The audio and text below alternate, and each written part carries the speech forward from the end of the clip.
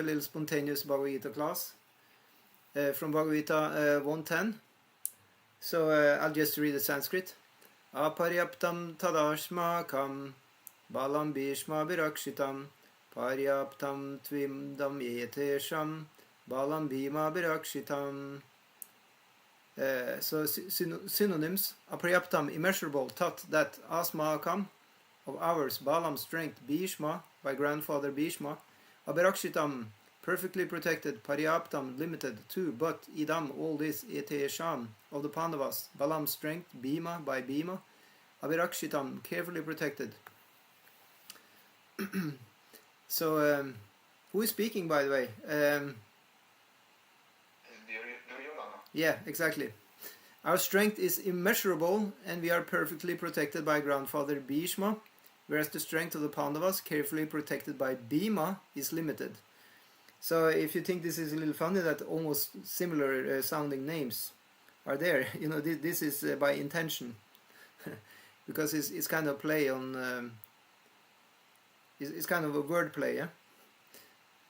It says Balam Bhīṣma Virakshitam, and then last, the second line in this verse says Balam Bhīṣma Virakshitam. Fourth line says Balam Bhīma Abhirakshitam. Yeah, so actually both of them are good guys. Both of them are favorable to Krishna. Yeah, so Prabhupada says in the purport, herein an estimation of comparative strength is made by Duryodhana. He thinks that the strength of his armed forces is immeasurable, being specifically protected by the most experienced general, grandfather Bhishma. On the other hand, the forces of the Pandavas are limited, being protected by a less experienced general Bhīma, who is like a fig in the presence of Bhishma. So that's apparently an English expression, yeah? That you're like a fig in the presence of somebody else. That means you're very small. Yeah? Duryodhana was always envious of Bhīma because he knew perfectly well that if he should die at all, he would only be killed by Bhīma. But at the same time, he was confident of his victory and on account of the presence of Bhishma, who was a far superior general. His conclusion that he could come out of the battle victorious was well ascertained. Yeah, so yes. So what can we make out of this? Because you wanted to speak about Bhishma today, yeah? Yes. So we can take a look at the different persons. So who is Bhishma? So Bhishma, he was the son of Shantanu, the king who wanted a son, and he was, he was very happy when he got a lot of sons with his wife Ganga Devi. So the story is up in the heavenly planets. He was actually there before, and he was viewing Ganga there. She was dancing, and actually a bit of her clothes was falling off, and he was watching, and Lord Brahma was there, Indra, all the devatas were also there, and they just looked aside, but he was staring at her, and so he got cursed that you have to go to the earth planet and bring Ganga with you, and you get married there. So then he went. So and then on the way to the earthly planets, then Ganga Devi, she stumbled upon the 8 vases who had just also been cursed, because they had stolen, they had tried to steal, they had conspired to try to steal the Kamadhenu or celestial cow from Vashishta, or was it Vishwamitra? I think it was Vishwamitra. So they got cursed that they also should be born on the earth planet. And especially one of the Vasus, because he was the one who got the idea. So then they asked if they could become her sons. And she agreed, and then they told her that, please, immediately when we're born, just kill us so we can get back to the heavenly planets. So she agreed.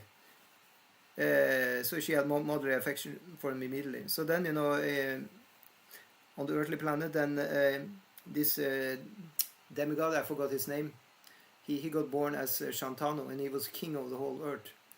And then he met Ganga, and he got married to her. And she was incredibly beautiful, but she said, okay, I'll only marry you by one condition, that you will just accept whatever I say and do. So talk about being a henpecked husband. Yeah?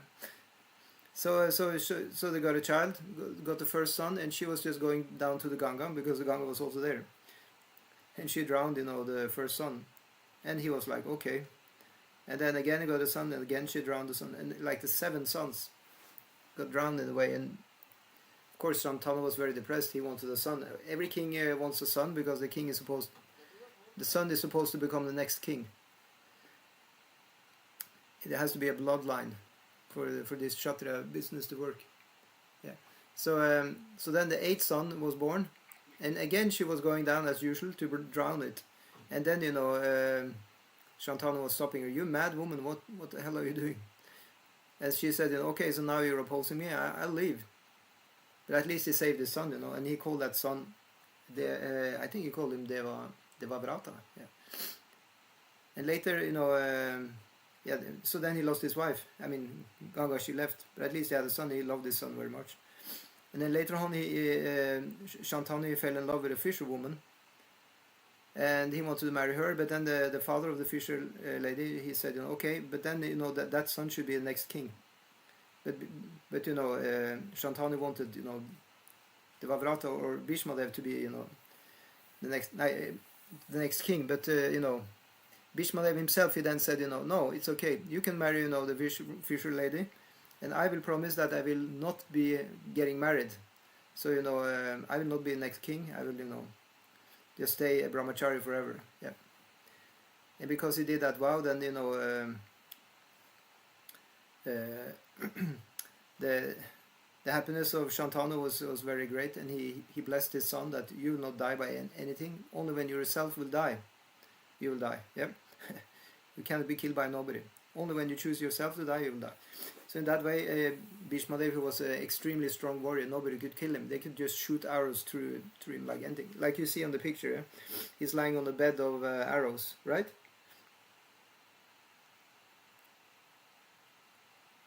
You saw the picture of, yeah? You saw the picture. It was quite a battle when they were shooting arrows. Yeah, so he could take anything. He could just have so many arrows that he could make a bed of it.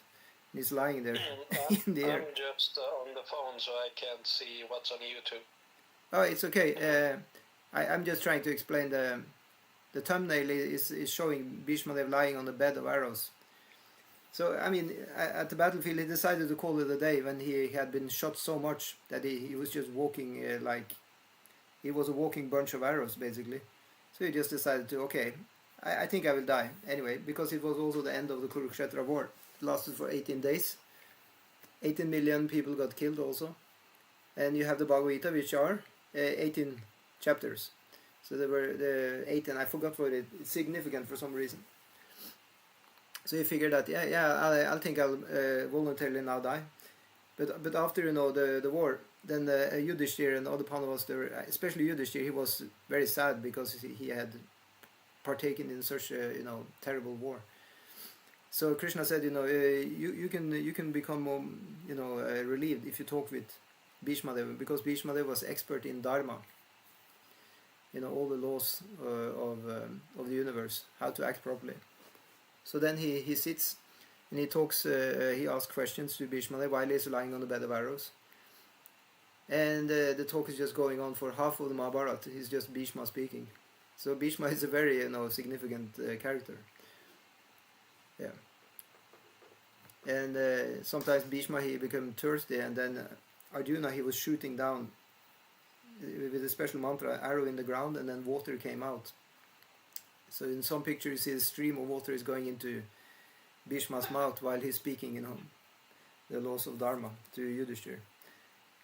Yeah, so in that connection, you can say Bhīma, he's not that significant. He's not known to be very wise, actually. He's more emotional, but in that way he's a greater hero, you can say. He said that Draupadi, she loved Bhīma the most, actually, because Bhīma, when he wanted to protect her when she was trying to be disrobed, when they tried to take away her sari, then Bhīma actually wanted, but he was held back by the other Pandavas. And she was actually, at that time when she was insulted, she was actually chastising, Yudhishthir and Arjuna and all the others. But she didn't chastise, Bhīma. So anyway, so Bhīma and he's an excellent cook. When there was a Rajasura sacrifice, then Bhīma was in charge of the cooking department. And he likes to eat also. And that's why it's called Vrikodara. He said that he was eating, whenever there was going to be prasad, then, they just parted half of the food to Bhīma and half of the food to the other 4 Pandavas and Draupadi. But then also he could carry them. He carried all 5 of them when they were in the exile in the forest, sometimes going up in the mountains. They were tired, so he just carried all of them. Yeah. So, as we discussed, Christopher G, Bhīma is said in the Mahabharata to be an incarnation of the fighting energy of Krishna. I don't know about Bhishma though, actually, who he is incarnation of. I can find out. Yeah. You didn't. I didn't understand, but you did outline kind of the history of Bhishma. But, Yeah. I was this when in the incident when this person was cursed to take birth along with Ganga. Yeah. Was this was in the heavenly planets? Yeah. Yeah, it was on the heavenly planets. Yeah. Yeah. So that was the point. So all these children drowned by Ganga, 7 children, they immediately went back to heavenly planets. Of course, they would like to be there more in the Earth planet.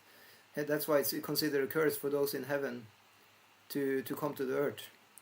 I think it's pretty safe to assume that probably Bhishma is an incarnation of a demigod then, yes? Yeah, so he is one of the 8 vases.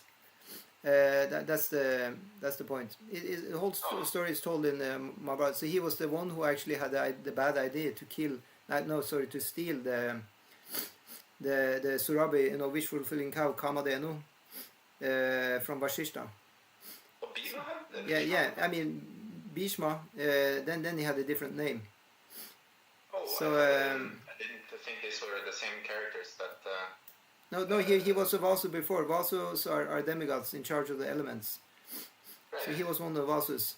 So then he got his 7 brothers to help him.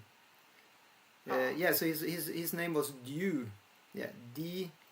I'll copy it here. Let's see. Dew. Yeah.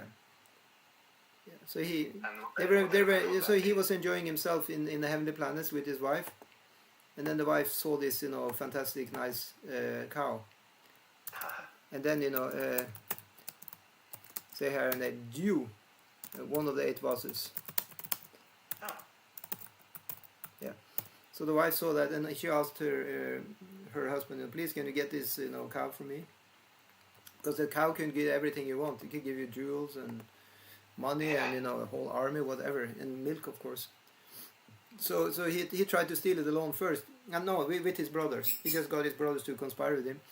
But then Vashishta, he caught them, and then he cursed them to be born on the earth as mortals, and whatever is included when you're born on earth is going to be it's going to be a mixed bag.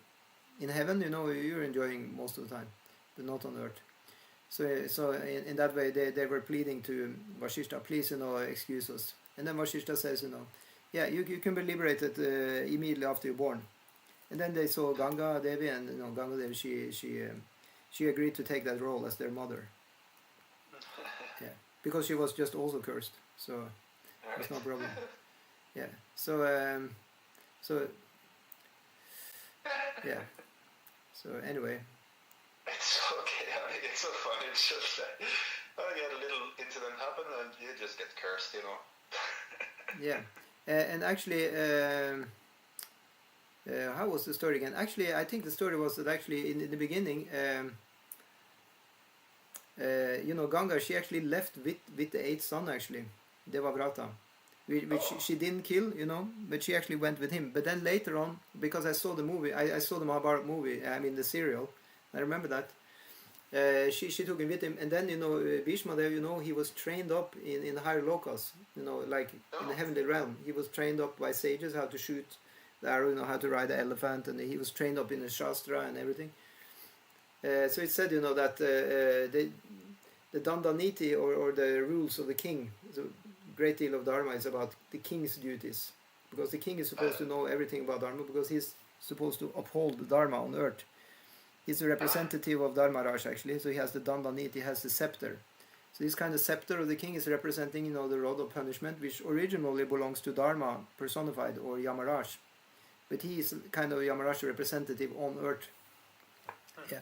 So in that way, he's a fearful person. The king, the original king of the earth, is fearful because he knows everything about what is the law. Yeah. So he was trained up, by Brihaspati, like that. The priest of the demigods. And then you have, others. They taught him the Vedas and Vedangas, they taught him, everything, how to fight in different ways. And then Indra gave him, powers, celestial powers to fight like a unfailing, fighter. Yeah. So he got a lot of divine weapons, similar to Arjuna. The story of Arjuna. He also once sat in meditation and prepared himself to meet Indra, which is his father. So he went to heavenly planets. He stayed there for some time, and then also Indra, he gave Arjuna, a lot of mantras, celestial weapons. So that Indra was very well equipped when he came back, to Earth planet. So one of these celestial weapons, I think I mentioned, was the weapon by which you can say a mantra and shoot an arrow down in the earth, in the ground, and then water will come up. You will find out, what do you call? You will kind of, figure out where the water is down in the earth, and then it goes down there, and there will be a stream of water coming up. This is an important skill to have on the battlefield because people are thirsty when they're fighting. Yeah. It's called dowsing, isn't it? Okay, I never heard about that. Dowsing. I thought there's a term for it. It's used to modern sense. Dowsing for water, I thought it was. Okay, yeah. So that way, celestial weapons, both many fighters actually had that in the Mahabharata war, because a lot of them were connected to Devas. Actually, in the previous age, in Dwapara Yuga, a lot of people were connected to demigods. It's not that much anymore. Now it's said in the Kali age, then people are more connected to the lower asuras or rakshasas, yakshas, not nice bright spirits, but more dark spirits. Yeah, because you have to be in sattva gun to connect with the nice people. Yeah. I'm not entirely sure. Well, it's said when you become a devotee of Krishna, then the demigods will root for you. Yeah. Yeah. So no worries there. So that's why devotees, they're not really praying to demigods, because they know if they are devotees of Krishna, then demigods will automatically give them benedictions. I guess we're kind of just seeing how we can both work in devotional service together with them. Yeah. So Prabhupada says in one nice purport in Bhagavatam, he says there is an invisible chain of cooperation between the devotee and the demigods. Yeah. Right. So that's how we worded it, an invisible chain of cooperation. Friends or colleagues or something like that. Yeah. But in the previous age, in Dwapara Yuga, the demigods, they showed up, they were actually visible to the eyeball. Yeah. They're not so much, in Kali Yuga that. So anyway, so Shatanu, he was, Bhishma was, trained up by them, and he came like a young, teenage boy or younger than that. No, he was a teenager. Then he was observed by his father, because then he was planted back on the Earth planet. So once Shantanu was roaming around, and with his weapon, and he just was by the Ganga, and then he saw that the water of Ganga had turned shallow, almost empty of water, and he saw a young man blocking the water with a dam made up of arrows. So then you have to be pretty good at shooting arrows. So Shantanu recognized that this is his son, because he saw similarities of the son in himself, like how he looked. So then he begged Ganga to return him, because he also knew that Ganga is actually the river also. She is the deity of the river. So he begged her, please return my son. And then Ganga appeared, and then she handed over her son to Shantanu. And then, Shantanu was very happy, because now he was fully trained warrior, perfect to, take over the kingdom. Of course, that didn't happen because of the later event when, he wanted to get married to this fisher lady, and then, for that deal to go, then Bhishma, he couldn't be, the next heir of the throne, because the fisher father, he wanted that the son, the new son, between, Satyavati was the lady, the fisher lady, and Shantanu, that should be the next son. Yeah. So he because that would be good for the fisherman. His whole family line is blessed. To be part of the kingdom. Yeah. So in that way, Bhishma Devi understood the picture. He could read the situation, and then he just immediately said, "I will never get married. Don't worry. I will not, be any trouble for your scheme here."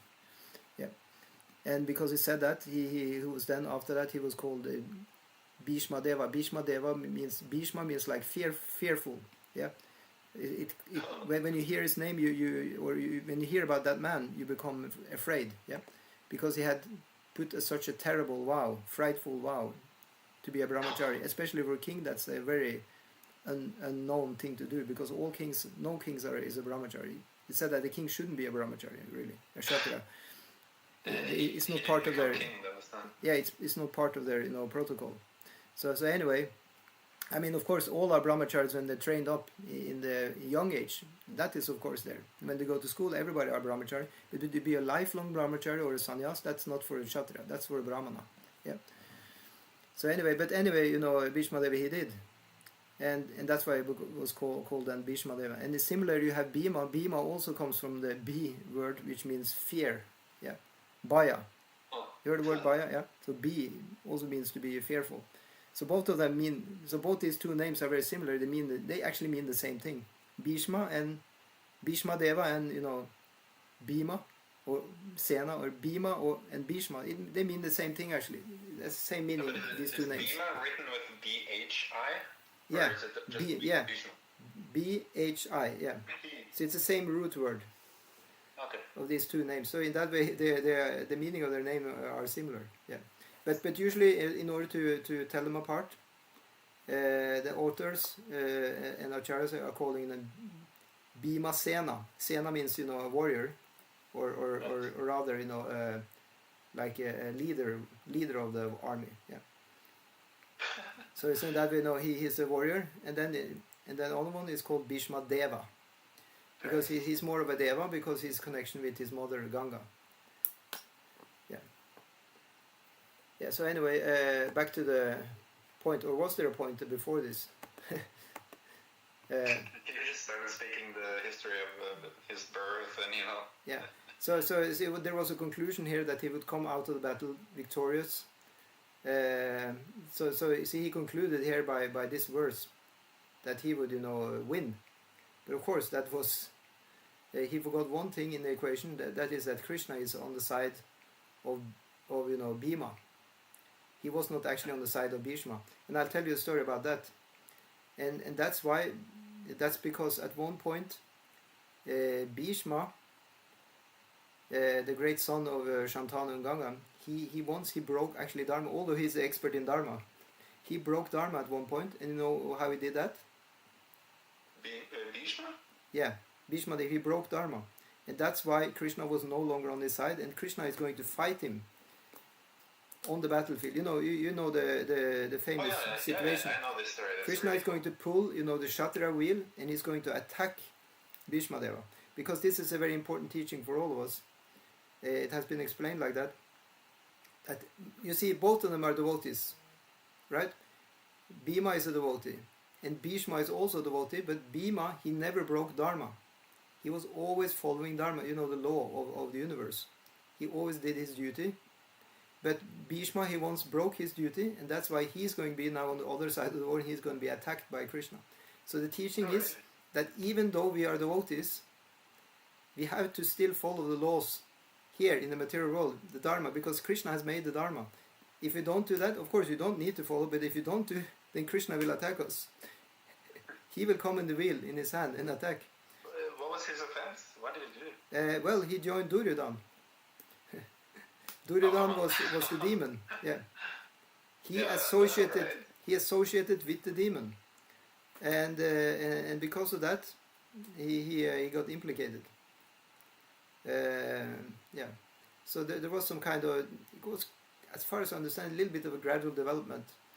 That takes us over to Christianity. Even they say that the devil is working like slowly, coming in. Yeah, going behind the fences. I mean, some or other, is getting in there. Is the demon like the chief demon? No. This demon is actually Duryodhan. Duryodhan is the leader of the army on the other side. You have the Bhagavad Gita. There's a fight, obviously, between two parties. So the bad party, you can say, that's run by Duryodhana. So Bhishma Deva, although he is a devotee of Krishna, he joined that bad side, and that's why Krishna himself was prepared to fight with him, against him. He was prepared to kill him. Yeah.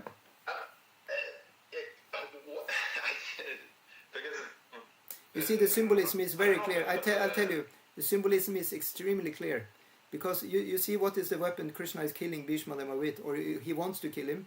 That is the chakra. The wheel is represented, the wheel of time. So it's said, that Vishnu or Krishna is killing everybody by the wheel of time, except his devotees. Yeah. Yeah. Except his devotees. The devotees are escaping. Dharma, which is fighting in the war. Yeah. So he's not escaping the wheel of time because he went to the demon side.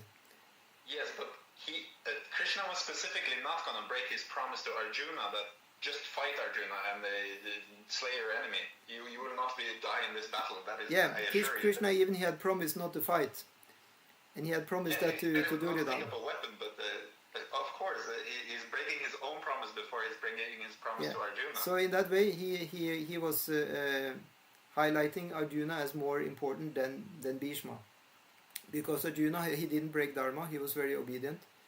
Bhishma was not obedient. That's clear that Bhishma was more important than Arjuna. Well, at least in the past time, this is what's happening, because Krishna wants that Bhishma should be killed. Yeah. God, can I talk? Yeah, please do. Yeah. In many religions, for example, in Jewishism,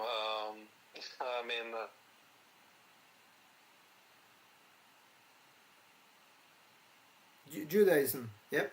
It tests Abraham and says he shall sacrifice his son Isaac, but then he says, "Oh no, wait, I didn't mean it. I just wanted to test your faith." Yeah. And in that kind of way, you can sort of say, like, did he technically lie then? If he said that, can he do that with anyone at any time just to mess with people? Yeah, he can. Yeah. But when God is messing with you, it's we have sort of questions about the morality, or if God actually means the Dharma or something like that, Yeah, he's challenging sometimes. Yeah, he says break the Dharma. He also says, he says to Arjuna, but that's because Arjuna he wanted rather to follow the book than to serve Krishna. So then Krishna said, don't follow the book, follow me. Yeah. But in general, Krishna says that you should follow Dharma. It's always kind of a paradox. At the end of the day, Krishna is just ruling. What? Until he says, just give up all Dharma, come surrender to me. Yeah. But Bhishma, he didn't come surrender to Krishna. He actually, kind of surrendered to Duryodhana. so in that way, he was at fault. That's one way to look at it, but I don't think that is kind of a limited vision. I mean, it's just, several teachings are baked in different ways. So this is just one of the teachings. Of course, we know at the end of the day, it's just a lila. Bhishma Deva is a pure devotee, we know that. So he's just playing that role, that somehow or other he went to the bad side and he's going to, face the music.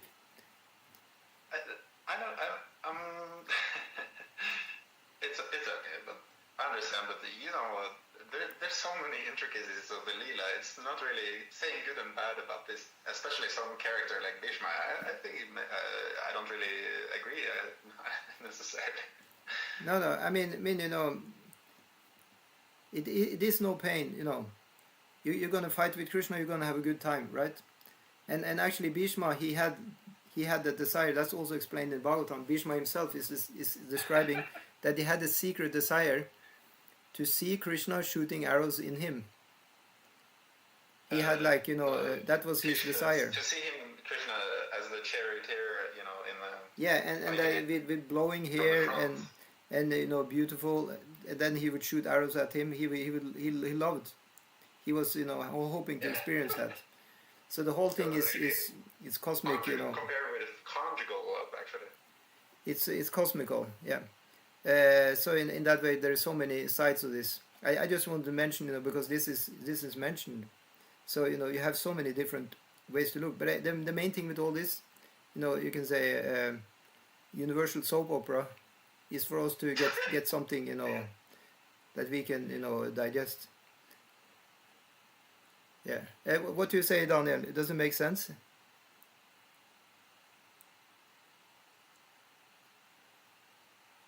Oh, Daniel logged out. Yes. Oh. Yes. Yeah. Yep. I mean,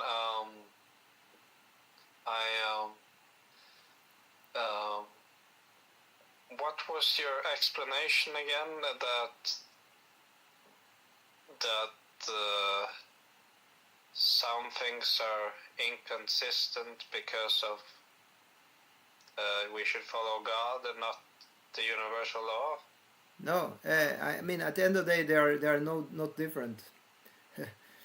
Okay. Well, but then again, they may be different. There's That's plenty of examples where the universe is kind of dragging in one direction, and Krishna is perhaps, you know. Yeah, you see, the difference comes when you have Krishna's Leela, because then Krishna personally is present, and he's the one who is behind everything. So in that way, one is challenged. So that's what happens to Arjuna, and that's also what happens to Bhīṣma. They're challenged. The stories confronted him about these things. Who? I mean, has anyone confronted him that the laws of the universe and what he does sometimes in the stories doesn't seem consistent? Yeah, I mean, Bhishma there was confronted that you know, he kind of like, oh, you got me there, or does he get mad, or what does he do? Well, you know, I mean, it's not really directly described. There is one, if I may. Yeah. That there's a comment when Bhishma is laying on the bed of arrows and surrounded by the Pandavas and Krishna, that he's commenting on how much suffering the Pandavas were experiencing, even though they were on the side of Krishna at all times, you know, carefully protected by him. And still they experienced so much inconvenience, and you know, he was also very compassionate towards them, that they never deserved anything that happened upon them. And he ultimately concludes that this is actually an act of divine mercy for Krishna, you know, to increase their love for him. Yeah, we know that. That's you know, that's definitely there. The suffering of devotees is meant for increasing their love for Krishna, or get rid of their anarthas. It depends on the level of the devotee. This actually touches on the point Daniel was inquiring from, that one thing may appear to be, you know, the universe is trying to, you know, follow one weird thing that doesn't make any sense, but Bhishma is actually clearing the confusion on that, saying that this is all meant, you know, for the further increasing of love for the Supreme Lord. Yeah. But you know, the point is that Bhishma he appeared to have lost the clue at one point, and that was especially in the disrobing of Draupadi, because she was humiliated. They tried to take away her sari, and Bhishma he was sitting on the side of Duryodhana and company, and he didn't voice. He didn't say anything to stop it, and that's why he was, you know, his popularity went down quite a lot from that point. I thought about him and Dronacharya were quite, you know, were not objecting, but they, you know, were kind of looking away because they of course they didn't like it, but they didn't have the Shakti there too. And then afterwards, then Draupadi was asking, you know, Bhishma. She asked Bhishma actually in Mahabharata. She challenged Bhishma and said, you know, you are expert in Dharma, you know, you're the one. But you know, what is the Dharma here? That Yudhishthira was gambling me off in a gambling match. How can that be Dharma, you know? She was really, you know, pissed off. So Bhishma he tried to answer, you know, but he actually failed to actually give her a satisfying answer, and he just said, you know, that Dharma is very, very subtle, and you know, Draupadi was not at all satisfied. She was not happy because it was meant for Draupadi to get the opportunity to be saved by Krishna, wasn't it? Well, of course, you know. So in that way you can always view things from two sides, but on the same side. You see, we usually don't take the overarching concept of that this is a Leela. We usually don't discuss that because it kind of destroys what we're trying to learn and teach before. Say, for example, when you read the Bhagavad Gita. That's one of the functions of Maya. You can use Maya for some time, actually. It's doing a good job. You can keep Maya for some time. because it helps you. So, for example, the Bhagavad Gita, we talk about, Arjuna, he was depressed. And then you can come and say, he was not actually depressed, it was all lila. And it's true. But then again, please don't say that now, because now we're in the story, right? Arjuna was depressed. He was, right? Yes. So in that way, now we're in the story. Yeah, so that's the point. So, so in that way, Bhishma, he had actually lost the clue there. And... in that way, he was actually not so happy. And he said later, I mean, he got interviewed later, and he said, he said, I actually failed, I fell off. He said, because I sold my soul to Duryodhana. I was eating with him, he gave me food, and I was eating. So I sold my soul right there. And similarly, Dronacharya is also regretting, actually. He's joining also, in the same way. He was given money or food or something like that. He's backed economically. So both of them are actually regretting that some or other they were falling off from their good platform. Yeah. So Karna, what about him also? Wasn't he had also exactly the same situation, wasn't it? Well, Karna is a completely different story altogether. Actually, Karna, he's born from the sun god, as we know, and but he was unhappy that he was unlucky. I mean, that Kunti, she just threw him in the basket, going down the stream, and then some Shudra, people from a lower caste, they were picking him up and became his mother and father. So in that way, he didn't get the honor he deserved, actually. Yeah. Duryodhana gave him, Yeah, that's the point, because then there was like a big festival of fighters, so everybody was coming flexing their muscles. So so then Arjuna, he came and he showed some amazing skills, and everybody was clapping. And then Karna said, "This is enough, I will also come." And then Karna came and nobody knew who is this person, He's a Sutta, he's a son of a chariot driver. What's he going to do there? But they also saw that Karna was very muscular, and he had in-baked, armor on his chest, actually. He was born with that. Yeah. Can you say something about the child being sent down the river in a basket? Yeah, so that was Karna.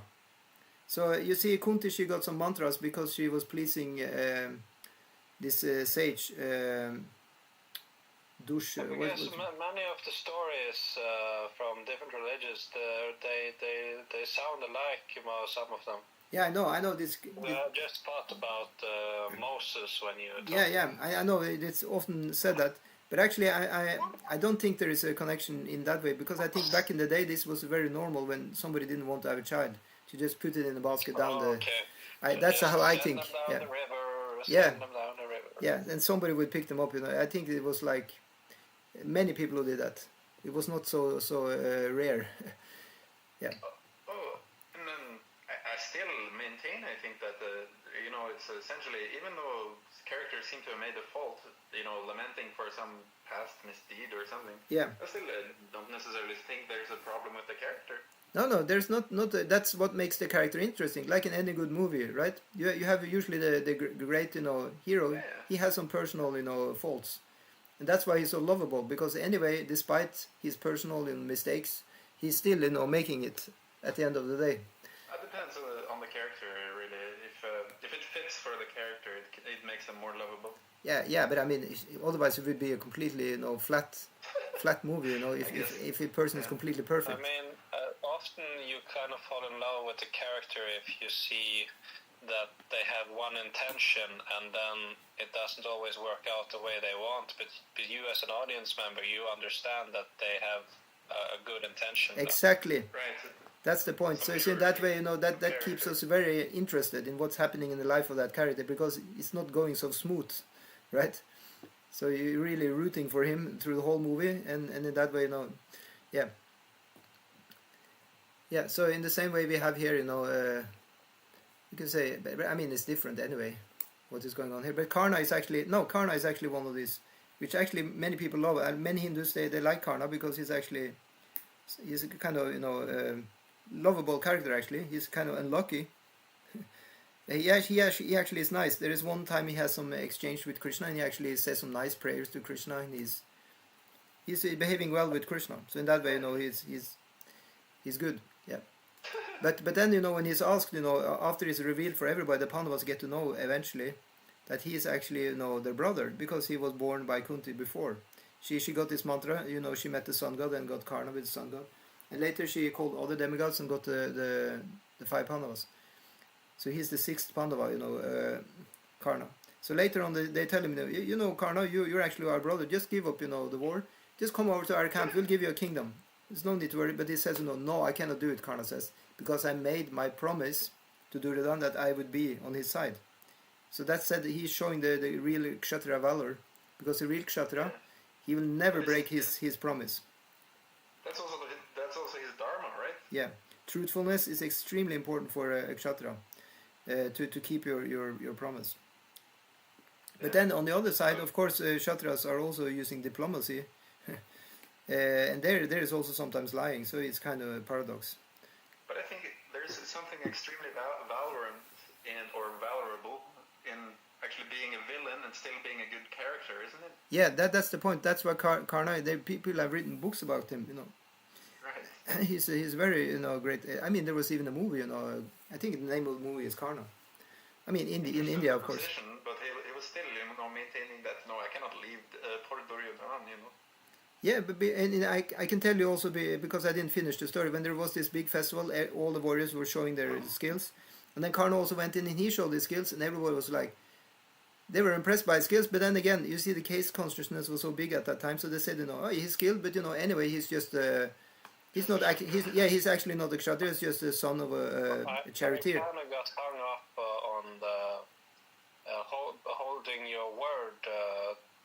But just let me finish this. Yeah, we remember this one. I'll come back to that, because you know what happened. Then Karna, everybody was booing him. He says, he's acting like a kshatriya, but he's actually not a kshatriya. What is he doing there? And then Duryodhana, he was so impressed by Karna, so he said, I will make him a kshatriya. And so Duryodhana said, I'll give you land, because it said a kshatriya, you need to have your own kingdom. Then you can be a kshatriya. So he gave him a little village. And then Karna was just crying out of tears of joy. He just embraced Duryodhana. He said to Duryodhana, I'm your man. I'll do anything for you. You restored my fame, because for a kshatriya, fame is so important.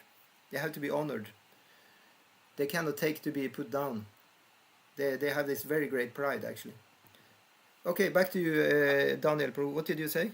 I just think that usually if you make a deal with a demon or something, unless you say you promise or you sign a contract in blood or something, I don't think it's really binding. So if you just say like, oh yeah, I can join your side or something like that, but like you can easily like say like, well, something's come up and I've decided to change my mind or something like that. But this is the level of commitment to the Kshatriyas to honor in this time. They completely, because he said it one time in jest almost, that I will do anything for you, Duryodhana. He will actually keep the promise. Yeah, it's very beautiful. That's why Kshatriyas are really looked up to, they're viewed as heroes. Even the bad ones, even those who were on the demonic side, even they were looked upon as heroes, because they were acting usually also out of these terms. Point is, you haven't lost any honor unless you go around making promises that you can't keep all the time. Yeah, you shouldn't make too many promises. The duty of the Kshatriya is to make that sort of claim and promises that yes, I will beat this person or I will die. Or that's the point. They will always give an option. If I don't do this, I will just go in the fire. Like Arjuna said that a few times. And Bhīṣma. Now back to Bhīma. Yeah. Never make any promises I can't keep. So. No, but Kshatriyas are sometimes saying promises out of rage, out of anger. For example, Bhīma, after Draupadi was almost disrobed, but she was saved by Krishna, because Krishna appeared and he just gave her unlimited saris. So then actually Bhīma said that this guy who tried to disrobe Draupadi, I will not give up until I have his heart, until I drink the blood of his heart. Yeah, that's what he said. He was roaring like thunder. And that person who actually physically was trying to take away the sari of Draupadi, that person was Dushana. Yeah, Dushana. So that was one of the 100 brothers headed by Duryodhana. He swore also to crush Duryodhana's hip. Yeah, but that's later. Yeah, he also wanted to kill him. Was the same. During the disrobing was also the same time. He said both of the promises. Yeah, I think maybe not at the same time, but Duryodhana was doing like some gesture, teasing or trying to you're right. attract Draupadi I remember by, now. Touching his hip. Yeah. And Bhīma was completely furious. It's true. He promised two things. Yeah. That hip. The first thing he promised was to drink the blood of the heart of Dushana, and then the other one was to crush Duryodhana's hip. It's true. Yeah. So both things he did. Yep. So in that way, he was really a proper Kshatriya, Bhīma. So yeah, both Bhishma and Bhīma were Kshatriyas of equal valor, but somehow or other Bhishma he got on the wrong side of the camp, and that's why he was going to you can say be fought against. But as I think you said, Christopher, there was no actually loss of stature or honor for Bhishma there, because after the war was finished, Krishna himself advised to Yudhishthira, who was in tears because so many people were killed in the war. Yudhishthira was afraid of the karmic reactions. Krishna said, don't worry, you just need to hear from Bhishma Dev about all the intricacies of Dharma, and you will be relieved. So then everybody went, all the Pandavas went and sat by the deathbed of Bhishma. They were listening to him about Dharma, the one who they fought against. They were themselves shooting the arrows that landed, Bhishma Dev down on the ground. And now they're listening to Bhishma Dev talk to them about Dharma. It's just a paradox of dimensions. But that's because of Krishna is there, it all becomes, properly anyway. But I'm absolutely sure that Krishna also wanted to give some excuse to go and visit Bhishma. Yeah, and that's because Bhishma Devi had a final, wish, and that was that when he died, he will look into Krishna's face. So Krishna was staying there, and he could look at him. Divine battles must have been pretty sick. Like, oh yes, like you wouldn't be able to understand what was even going on the battlefield, because like Krishna was like all everywhere all at once, and like doing incredible. They're doing incredible feats. Things. Just to say, Krishna actually didn't participate fighting. He didn't actually do it. Not in this particular fight, but when Krishna was fighting, oh yes, it was quite spectacular. Yeah, but the point is that Arjuna and the others, sometimes they did stuff. They, for example, they all happens with mantras. So sometimes they took a mantra and they were flying in the air, for example, shooting from the air, stuff like that. Yeah. There's one account I think Krishna is fighting, and it said he's shooting arrows and it looking like the morning sun, on the horizon of a mountain. And it's like firing arrows just like sun rays. That was just the most amazing picture I think I heard it. Well, yeah, that's amazing. Yeah. Isn't that maybe friendly fire or something? No, they were so skilled in firing. They would know where every single arrow would hit. Okay, so they only hit the enemy now. Yeah. I give you an example of the skills. So I mean, this is outside of the battlefield of Kurukshetra, but once there was this forest which was supposed to be burned, and in Krishna and Arjuna they knew that this was a karma in store for these animals in that forest, that they should all actually die in this fire. So they blocked, that because there was one main character in that fire who wanted to escape, and that was Tataksha, the snake demon who actually killed Parikshit at the end of Bhagavatam. He's like a dragon. He's a snake with wings. So he was there with his wife and children inside that forest. Dandakaranya forest, is it that the name? Or I don't remember the name of the forest. So anyway, he was in there, and he was friend with Indra. So he called Indra, on his mobile phone and said, Indra, they put, fire to the forest. Can you please come and come with your rain? And put so much rain that it extinguishes the fire. So Indra said, yeah, of course, pal, I'll come, So Indra came with some of his very powerful clouds, and he started bursting down, So in that way, he tried to, look like he was going to be successful to extinguish the fire. But the fire was supposed to eat up that full forest. And that's because Agni, at one point, he came to Arjuna and Krishna and said, can you guys help me out? Because there was so much, during the Rajasura, there was so much, offering of ghee on the fire. So I have got indigestion, and I need to have some herbs to cure my indigestion. And these herbs are in that forest. So can you let me, eat? So in that way, Agni is the fire. If they use napalm or Greek fire, they could probably just keep burning even if they took water on it, because Yeah, but anyway, you know, Indra is having an amazing power of clouds. He has the Samvartaka clouds at the end of of a kalpa. First, you see there is the burning. It's burning like anything, but then actually after that it comes the clouds, and they actually manage to extinguish the burning earth. The whole planet is burning actually, but these clouds are able to extinguish, so they're really powerful.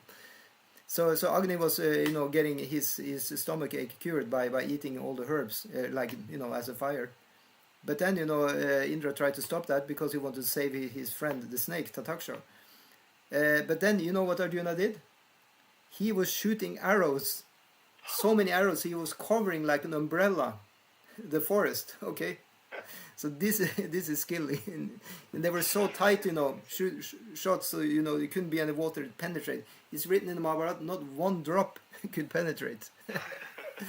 And then they started getting desperate, and some or other Taksha he got out. I don't remember how, but all the others, they were killed there, and some tried to escape. And from one place, Arjuna was shooting arrows, so no animals could escape from one side, and Krishna was on the other side shooting arrows. So all of them were burned. Yeah. And also, Krishna was using the chakra disc to slay also there. They did, yeah? Okay. Yeah, so this is like very horrible, but you see... Yeah, but what this story is telling us is that actually, when we are supposed to die, it's the Lord's wish, it's God's wish. And He's not sparing anybody. Everybody is dying here in the material world. Right? Yeah, He's also helping out his friend, Yeah, He is, because, there was one person they spared. One person was coming, and he raised his white flag and said, please help me, I don't want to be burned. And Krishna told Arjuna, you save that guy. And you know who that man was? That was Maya Danava. He's the architect of the demons. So Krishna said, save that guy, we may be able to use him. Okay, so Arjuna, he just took him out of the fire. And that Maya Danava was so thankful, he just bowed down, said, you two Krishnas, you are the best. Because Arjuna is also called Krishna actually, because he is always with Krishna. So he said, you two Krishnas, Krishna is the Sanskrit used, He said, you Krishnas, you two Krishnas, I love you guys, I will do anything for you. And then Krishna also have like a meaning as a word, so it would apply to Arjuna as well in that situation. Well, you can say, probably, yeah. What did Krishna mean again? Well, Krishna means all attractive. But it can mean many things actually. He was all attractive at that point. It also means the one who is blackish. It means a few other things also.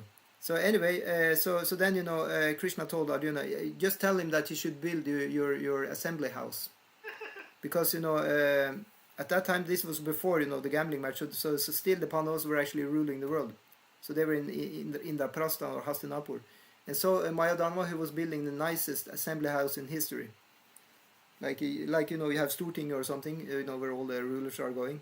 So it's similar, was a huge assembly house. But since he's called Maya Danava, Maya means illusion. So he's always a trickster, He can create things that are not there. So he created a lot of illusions in that house. For example, he created that it looks like water, but it's not water, it's just land. And then he created another place where it looks like land, but it's water. Yeah. And so later on you have the story that Duryodhana is going into this place, and he is fooled, and everybody's laughing at him. He's stepping out into the water when he thinks it's land like that. And everybody's laughing at him, and then Duryodhana becomes very also more hostile against the Pandavas. I can't help feeling a little sorry for him, Yeah, but in that way you can be, because Duryodhana was bullied by, back to so we talk about Bhīṣma and Bhīma. So Bhīma, he was bullying Duryodhana in school. He was plunging him into the water and kicking him down. He was always bullying him. So Duryodhana hated Bhīma from the very start. So that's why later Duryodhana he tried to poison Bhīma. You know the story. He invited Bhīma for dinner, and Bhīma is so happy to eat, so he even goes to Duryodhana to eat. But then he had poisoned the food. So then Bhīma, he became unconscious, and they threw him out in the water where there were pariahs. Pariahs, is that the word? Poisonous fish. No, the piranha is not poisonous Oh, okay. Sorry. There's another like name. serpents. I thought it was. Oh, anyway, I heard one story where it was poisonous fish. Yeah. So anyway, in the water. But when they were biting Bhīma, then Bhima's poison from the food was counteracted by the poison from the bite of the poisonous fish. So then he just wake up, and he just escaped. Oh, I thought he also ended up, with the Nagas there, and he got some blessing and got to drink a potion of strength. Yeah, that's actually true. I mean, you're quite well versed. Now I'm remembering everything when you say this. Yeah. It's very true. He got to hang out with the Nagas down there, and yeah, he got some stuff from them. There was a really deep river or something. Yeah. But this is the thing. Back in the day, in Dwapara Yuga, there was a lot more connection with the gods and the people. So you could just dive deep enough down in water, and you would meet Varuna and his crew. Yeah. In the same way, if you went high up in the mountains, you would meet the people from the heavenly planets there, because these mountains are leading up to the heavenly planets actually in the Himalayas. But now there is all blocked, all the connection. Yeah, apparently. But it was something because the fish couldn't poison fish couldn't poison Bhima, so they were like, what can we do? He won't die from the poison, so they brought him to the Serpent King. Yeah. Oh, I see. Okay. And then he got the blessing that I thought the king knew that this was the son of what was it, the wind god or so. Yeah, I see. Yeah. So of course these are all things that we can't really sense. so I mean what we want to take home from. Stories, so it can be dramatized very nicely, I think.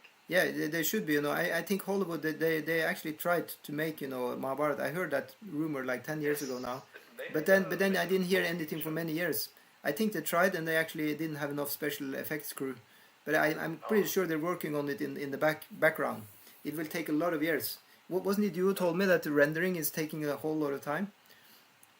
So they're definitely making Mahabharata behind the scenes. I'm pretty sure about that. They made a live action Mahabharata. Maybe you talked about it. Yeah, but this Mahabharata is going to be like the real Hollywood Mahabharata. Oh wow! Like with all the special effects required, but it will take still a few years, I think. But I think they just keep. Hollywood or Bollywood? No, Bollywood has already done it. All right. I think, but Hollywood is still are much better, in the quality. Hollywood is definitely better than Bollywood. I'm sorry. But there's a lot of really funny scenes in Bollywood. Yeah. You can laugh a lot from that. Yeah. Kind of emulate, like when the gods are fighting, with many arms and. Yeah. I mean, it's very good. I mean, I was thinking it was a little funny, but actually Bollywood has become much better also. So now it looks also more realistic. But I was watching this Mahabharata, you can say soap opera in so many parts, like whole serial, and that's quite funny, because they're just the effects are really like looks like they're made on a Amiga or something, So, but probably it was actually.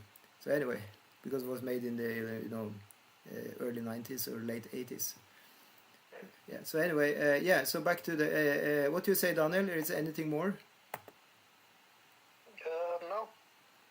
Yeah, I think we spent enough time on this for today. Yeah. So we can check in another day and have another discussion. Are we offline now? What did you say? Are we off YouTube now? No, we're not off YouTube. I will go off YouTube now. Okay. Yeah. Okay. So thank you so much. Hare Krishna. Hare Krishna. Yeah. So now we can.